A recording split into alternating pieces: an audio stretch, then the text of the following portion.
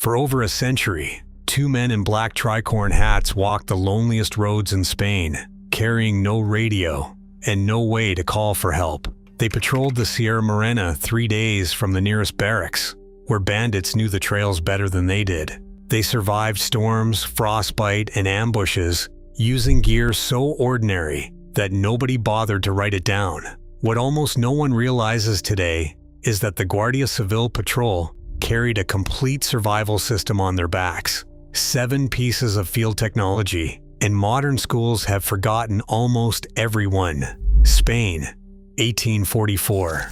A new force is created to police a country with almost no roads, where the mountains belong to smugglers and the law ends at the edge of town.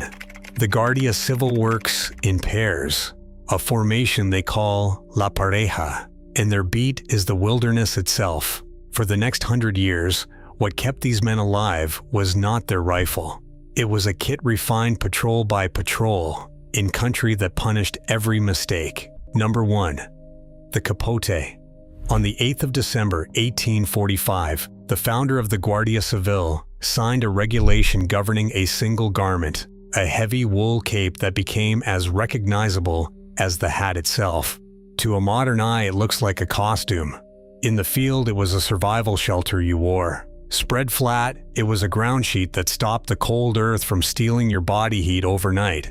Pulled tight, it was a windbreak in a mountain pass. Soaked and wrung out, the dense wool still held warmth, which is the entire reason armies trusted wool over cotton for 200 years. Guards wrapped wounded men in it and carried gear in its folds. The Guardia Civil leaned on the capote for decades, and its use only faded in the 1970s. We replaced it with a synthetic shell that fails the moment it tears. Number 2. The tricorn hat. And here is the detail everyone missed at the time. The 3-cornered hat gets laughed at as costume, but every angle of it was built to keep a man working outdoors. The frame was cork, light, and naturally insulating, which is why it never warped when the rain hit it. The outer skin was Carol, a hard patent leather so water ran straight off, so a guard standing a 12-hour watch in a downpour stayed dry from the neck up.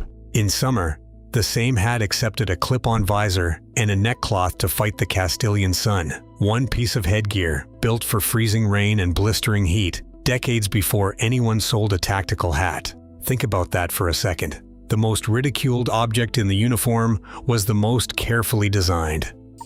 Number 3. The fire kit. Long before the butane lighter, a guard carried 3 small objects in a leather pouch: a chip of flint, a curved steel striker called an eslabon, and a wad of yesca, the dried tinder cut from tree fungus or gathered as sun-bleached grass. Strike the steel down the edge of the flint, and a shower of burning metal lands on the tinder. Blow gently, and you have fire in a wind that would kill a match. On a winter patrol, fire was the thin line between hypothermia and seeing the morning. The kit worked soaked, worked at altitude, and never ran out of fuel you had to buy. Survival channels now hand you a ferro rod and call it ancient skill. The Guardia Civil were running the real version on the trail 100 years earlier. Number 4. The blade.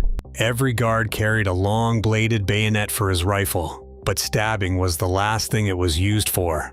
On patrol, it was a machete that cleared brush, a digging tool that cut a fire pit, a lever that pried open a jammed gate, and the knife that prepared every meal. A fixed blade with a full tang does not fold, does not fail, and sharpens on any river stone. There is a reason a single fixed blade is still the first item in every serious bushcraft kit. The guards understood that a tool which does 10 jobs adequately beats 10 tools you cannot carry up a mountain. You would think someone would have written that lesson down. Mostly, nobody did. If you are still watching, you already care about the knowledge that gets lost. Subscribe, because this channel digs it back up every week. Number 5. The bota.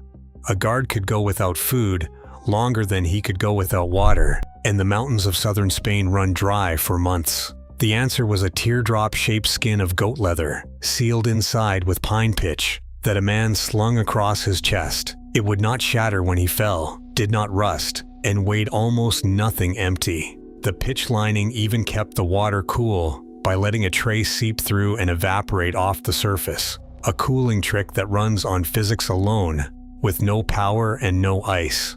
Pressed flat, it rolled into a pocket. The skin had been solving the same problem since the Romans, and the Guardia Civil never saw a reason to improve on it. Number 6. Esparto. The single most useful thing in the kit was a kind of grass.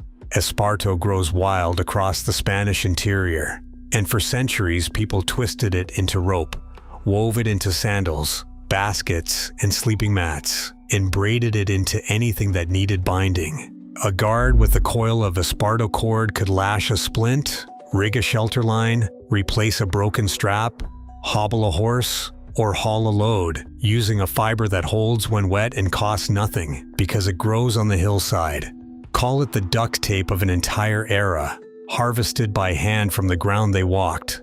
Today, almost no one under 50 in Spain could find Esparto growing, let alone twist it into a working rope. Number 7. The fiambrera and the moral.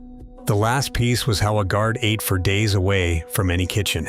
The fiambrera was a stacking metal mess tin that sealed a cooked stew, the famous rancho, into a single unit he reheated over the fire he just struck. It hung from a moral, a simple shoulder satchel that held bread, dried sausage, ammunition, and the fire kit together in one bag he never had to take off. Travel writers described Guardia Civil patrols stepping off trains with their cloaks, their rifles, and their food slung at the hip, ready to vanish into the hills for a week. Nothing in that bag needed charging, updating, or replacing. It just worked, season after season, which is the highest praise any tool can earn. Step back and look at the whole load. Shelter you wore, headgear built for 2 climates, fire that never ran dry, 1 blade for 10 jobs, water that cooled itself, cordage pulled from the ground, and a meal that traveled for a week. 7 items, almost no moving parts, nothing that needed a factory or a charge. That is a complete survival system, refined over a century, by men whose lives depended on getting it right. The knowledge still works.